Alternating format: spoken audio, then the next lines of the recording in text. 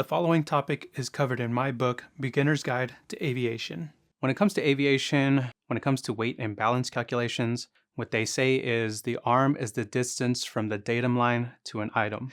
Now, when you hear that, you're like, what does that mean? Item is anything you put on the aircraft, like a payload or passengers for planes. For drones, it would be something like a battery or camera. The weight and location matter for maintaining balance for the aircraft. Datum is the imaginary starting point, usually near the nose of the aircraft, where the manufacturer determines how to find the center of gravity. Think of it as a 0 point on a ruler that is going to calculate where weight and balance is found. Arm is the distance, like the length of the ruler, to measure from the datum, which is 0.0, to the item, which are the things you've added to the aircraft.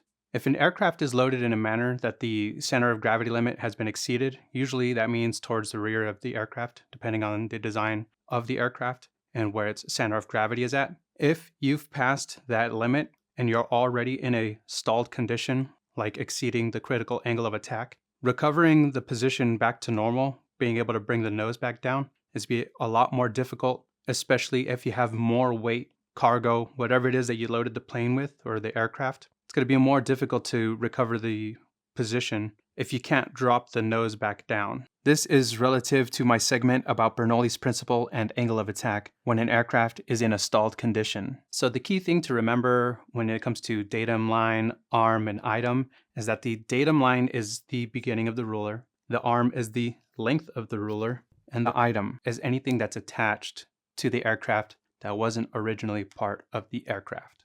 Center of gravity is covered more in my book, A Beginner's Guide to Aviation, which is designed for pilots of any class. Drone pilots studying for the Part 107 exam, this will cover everything. Private pilot license, commercial pilot license, or airline transport pilot. This is the perfect book to get you started. Available on Amazon.